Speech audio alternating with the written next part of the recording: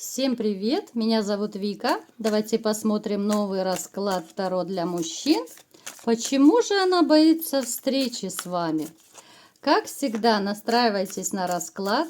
Для энергообмена ставьте лайк, подписывайтесь на мой канал, делитесь видео с друзьями и смотрим, в каких энергиях вы находитесь.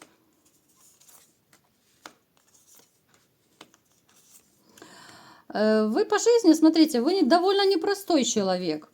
Я не могу сказать, что вы для всех такой вот белый и пушистый. Скорее для определенных людей, да, вы будете белый и пушистый, но это скорее связано с женщиной.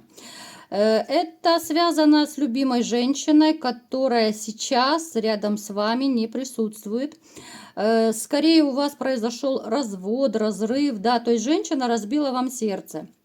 Вы человек, который, в принципе, вы не даете себя в обиду, но с этой женщиной совершенно другая ситуация проигралась, потому что человек, которого вы ставили на пьедестал, эту женщину, да, человек, которому вы отдавали все силы, все время, да, финансы, то есть вы 24/7 все делали для нее, это не оценилось, это, скорее всего, проигрывается. Обычно тройка мечей проигрывается как раз то самое разбитое сердце, да, вот та самая измена, вернее.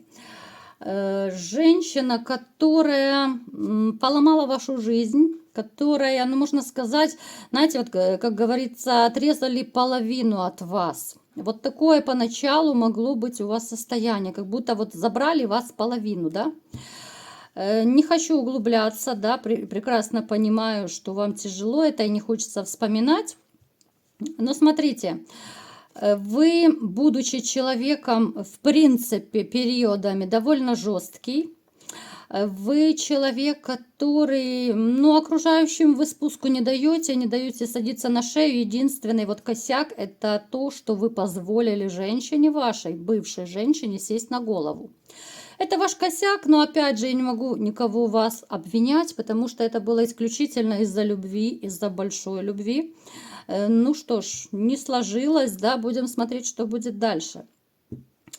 При всем при том, что вы человек с характером, да, как я уже сказала, в принципе, вы терпеть не можете конфликты. Вот не можете вы терпеть конфликты, поэтому как-то стараетесь их избегать всячески. Хотя сами порой даете жару. Но чтобы вы взорвались, это, конечно, нужно очень сильно вас достать. Когда вы взрываетесь, тогда, ну, всем небо будет мало и земли. Тогда уже держите меня семеро, что называется. Снова вы выпадаете императором. То есть вы человек, который любит стабильность, который любит держать все под контролем.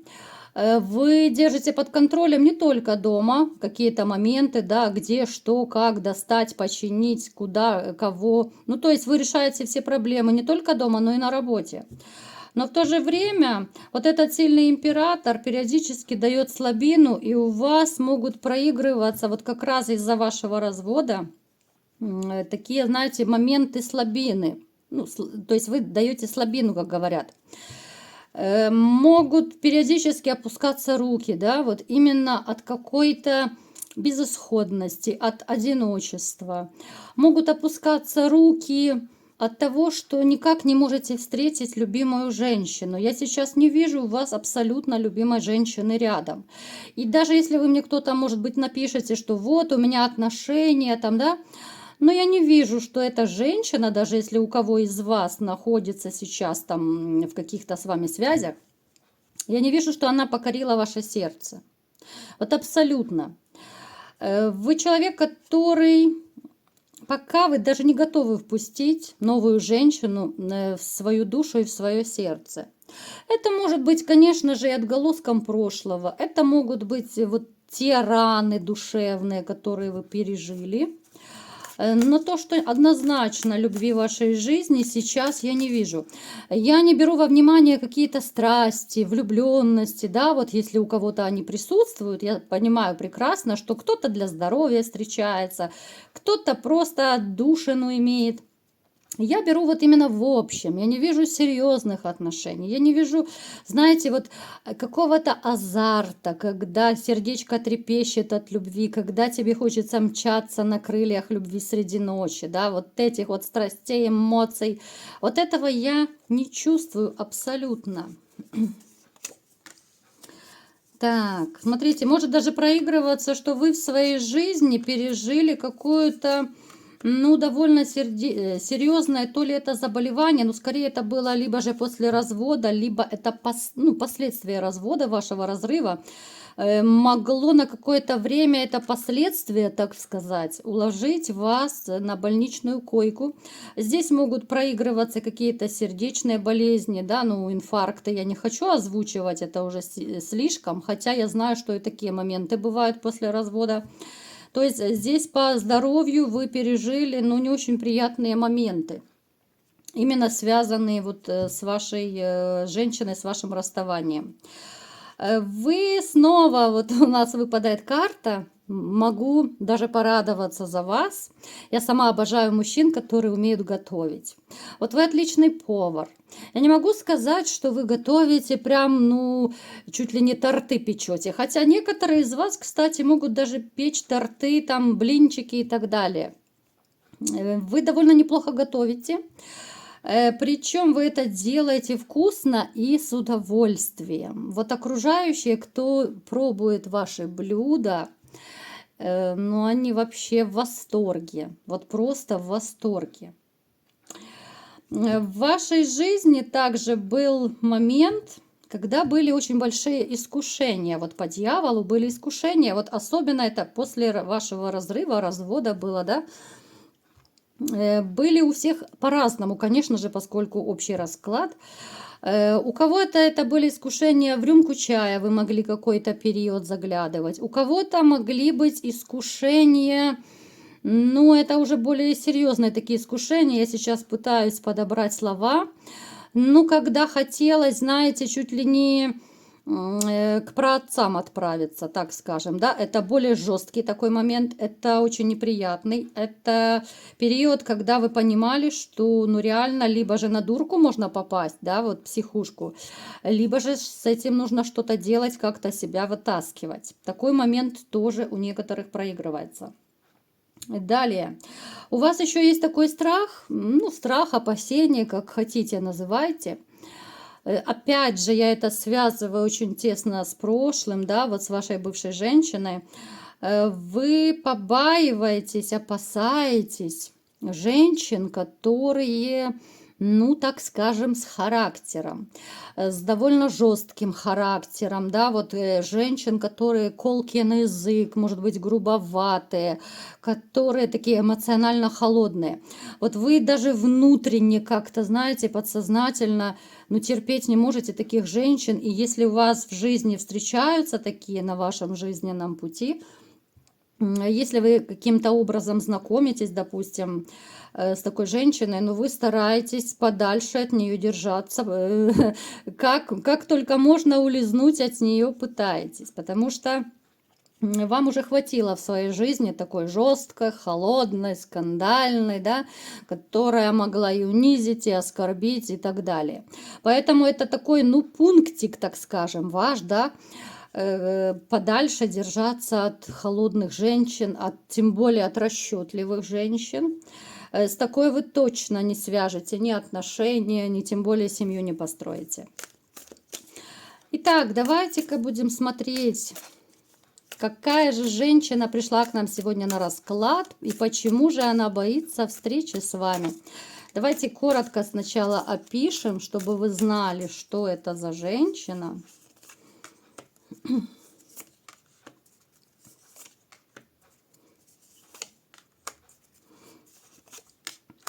С этой женщиной вы не общаетесь. Я думаю, не общаетесь, причем с удовольствием не общаетесь. Дама довольно продуманная, довольно корыстная, которая всячески пыталась вами руководить, из-за нее вы, возможно, ну так скажем, чуть, ну не погибли даже в каком-то смысле, да, вот это может проигрываться та ситуация, которую я вот только что вам озвучила, такая довольно неприятная, да. Это женщина, которая заставляла вас каким-то образом, да, либо же напрямую, либо вы сами из-за нее, ну, вы впахивали ради нее, да, вот зарабатывали деньги для того, чтобы она красиво жила, для того, чтобы ей было комфортно, для того, чтобы ее куда-то возить, может быть, да. А ей все было мало, мало. Ну, это 100%. Это дама, которая абсолютно ориентирована на деньги. С этой женщиной у вас все закончилось. Да, я поняла. Это, конечно же, пришла ваша бывшая. Мы сейчас будем смотреть, почему же она боится с вами встретиться. Даже как-то вот интересно, да? Почему же она, может быть, совесть ее тронула? Женщина, которая несет своей энергетикой разрушения. Вот она настолько неприятная может быть. Это может быть даже неприятное выражение лица. А вы напишите мне в комментариях, есть такие моменты или нет. Это может быть даже какой-то, знаете, вот, как говорят, неприятный такой, как ведьмовский взгляд. Это может быть и та же, да, энергетика, это может быть скандальный характер. То есть это та ситуация, когда человек, ну, в данном случае это женщина, да, когда заходит в квартиру, там, либо же в дом, и у окружающих такое ощущение, что вошел скандал. Вот такая вот какая-то, ну, скандальная, что ли, энергетика. Это человек, который всегда во всем обвинит других. Вот я больше чем уверена, что с этой женщиной вы всегда были во всем виноваты. Вот она так обставляла все дела, все так обкручивала, да, переворачивала с ног на голову. Причем это могло быть, ну даже, я не знаю, из-за чепухового какого-то события там. Она так все обкручивала, вы были всегда виноваты. Она такая распрекрасная, она никогда ни в чем не виновата. Хотя вот я ее не могу, ну никак назвать распрекрасной. Это я так утрирую сейчас. Вот она не распрекрасная. Начиная даже ну, от внешности. Я не могу сказать, что она супер-пупер королева, самая обычная женщина.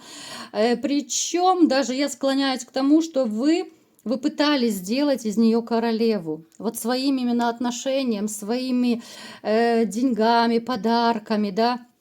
Здесь может быть ситуация, когда вы сами, может быть, говорили, сходи, сделай себе прическу, да, подкрасься, да, там еще что-то сделай, пойди себе новую одежду купи, потому что, ну, как-то она это все не умеет делать. Потому что далеко не каждая женщина умеет и краситься, да, не умеет со вкусом одеваться. Ну, то есть здесь такие моменты, когда ее красоткой, ну, точно я не могу назвать. Зато характер, ну, здесь, казалось бы, это такая снежная королева отдыхает.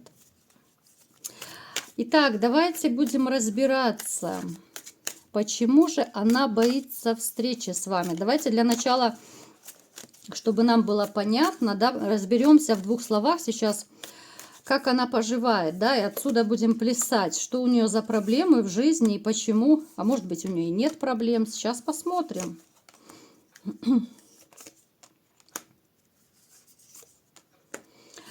Смотрите, у нее нет счастья в личной жизни. Даже, опять же, я склоняюсь к тому, что вот даже если у некоторых из вас проиграется, что она живет с мужчиной, да, вот некоторые пишете, что она живет, опять же, поскольку общий расклад, я вам скажу, даже если она живет с кем-то, здесь любви нет однозначно. Здесь постоянные, опять же, скандалы, придирки, здесь такая постоянная битва. Чисто итальянская семья с битьем посуды, с унижениями, с оскорблениями. Ну, здесь однозначно счастья и любви нет. Но больше я все-таки склоняюсь, что у нее периодические такие отношения. Здесь мужчины надолго не задерживаются.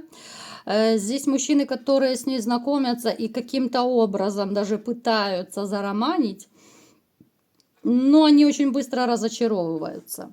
Вот она отталкивает людей очень сильно как раз своим характером. своим отношениям, вот этой какой-то своей такой жесткостью, да. Но ведь женщина должна быть мягкой, должна быть какой-то, ну, податливой, да, такой более ранимой в чем-то, да, уступчивой в конце концов. Здесь такого нет, здесь правда матка, здесь грубость могут быть, здесь скандалы, причем она не стыдится и без разницы.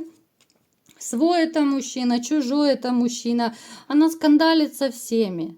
Это могут быть даже и скандалы с детьми, это скандалы с родителями, с подругами. Да? Напишите, есть ли такой момент. То есть здесь такой, ну, ходячий скандал, по-другому я ее не могу назвать. Она все так же играет людьми. Вот она как, знаете, она людей рассматривает как пешки. Вот она передвигает пешки, вот она играет. Естественно, она играет в своих интересах. Она настолько не любит людей. Вот себя она любит, хоть она и не такая уже королева и звезда. Но людей она не любит. Вот животных, да, животных, возможно, у нее еще есть там котики, собачки, такое. А вот людей она не любит, поэтому у нее не задерживаются мужчины. Ее это бесит. Ее смущает вообще, что у нее как-то жизнь не складывается, вот именно личная жизнь. Она думала, что у нее будет все так легко и просто, да, вот именно после того, как вы с ней распрощались, вы ей ручкой помахали. Она думала, что она будет как перчатки менять мужчин, но не получается. Вот не получается, и все. И она начинает задумываться, а может быть, нужно было вас не терять, да? У нее начинают, ну, как будто проблески совести, что ли, появляться. Она начинает все больше думать о ситуации, которая произошла в ее жизни, и она все больше начинает вот именно анализировать свои поступки. Это, конечно, хорошо с одной стороны, но а толку? Ну а толку? Уже дело сделано, да, уже измена есть, вранье есть, конфликты, да, есть, унижение есть, много чего натворила. Сейчас у нее начинает совесть просыпаться. Смотрите, она все такая же осталась, абсолютно такая. Мужчины у нее и дальше не будут задерживаться именно из-за ее характера, из-за ее холодности, такой колкости какой-то, вот скандальности. Это все чувствуется вот даже на энергетическом уровне. Вот она будет с подружками, да, вот подружки у нее есть, причем даже, кстати, с подружками она не очень-то искренняя. Она вообще с людьми не очень искренняя. Вот это скорее наедине с самой собой она может подумать, поплакать, да, сделать какую-то переоценку ценностей. Даже ее подружки особо не знают, как ей плохо бывает. Она не хочет жаловаться, она не хочет показаться слабой, она не очень хочет, чтобы ее жалели. Поэтому она такая, как волк-одиночка. Вот она сейчас как волк-одиночка. Поэтому у нее, знаете, это такие моменты самобичевания, что ли. Естественно, она никому никогда об этом не скажет. Она на какой-то период даже может прекратить общаться даже вот с окружающими, с подружками, да, вот, ну, как-то хреновенько и так на душе. У нее такой период не очень активный, скорее такой пессимистический период, когда не хочется даже с подружками особо никуда выходить.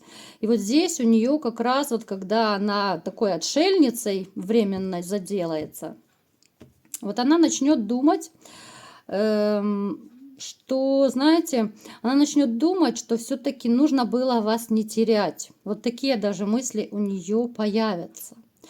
Опять же, с другой стороны, она понимает, что она ничего не изменит уже. Но вот это самобичевание, оно ей не дает покоя. Почему же она, давайте главный наш вопрос, да? Почему же она боится встретиться с вами?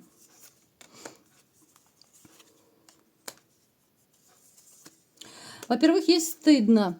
Ей стыдно. Она прекрасно понимает, что она вас обидела. Словами, да, действия и поступки. Она боится, причем она не хочет, чтобы вы в ее глазах увидели какую-то грусть, тоску, да. Она не хочет показаться слабой и несчастной вот перед вами. Она боится, знаете, вот это такой момент, когда стыдно смотреть в глаза. Вот стыдно. Даже могут быть моменты, вот допустим, да, поскольку это общий расклад, кто-то из вас могут там иногда пересекаться с ней, даже из-за детей, допустим, по каким-то вопросам. Может быть, вы замечали, что она прямо в глаза особо не смотрит. Она старается, может быть, взгляд отводить, да, вот как-то в сторону, вниз, как-то вот, ну, такой скользящий взгляд. Ну, остатки совести все-таки там остались. Вот ей стыдно смотреть в глаза, потому что она реально начинает прозревать, она начинает понимать, что она виновата перед вами. Ей стыдно, да, ей страшно показаться какой-то ничтожной, никому не нужной, да. Она боится, что вы увидите в ней какую-то вот несчастную женщину. Это ее в каком-то смысле вот пугает. Она не хочет, чтобы вы ее видели такой. Она не хочет, чтобы вы знали, что ей плохо, да, потому что ну, она перед вами должна быть королевой, она всегда права, да, ну, то есть вы же знаете, там же характер еще тот. Поэтому одинокая, очень одинокая, да, вот и в конце у нас выпал отшельник. Это говорит о том, что, ну, скорее это ее удел. Вот она одна и останется, ну, по крайней мере, ближайшее время это однозначно. Вот у нее не будет ни личная жизнь складываться, она, может быть, подепрессует какой-то период, да, но тем не менее понимает, что ничего уже не изменит. Даже, кстати, она может, особенно те, кто периодически встречается, да, она может специально даже из-за чепухи нападать, как-то вот компрометировать вас, да, вот вызывать на какую-то агрессию, только для того, ребята, чтобы вы не увидели, как она тает перед вами, как она тает именно в вашем присутствии, да, как теплеет ее взгляд, когда она вас видит.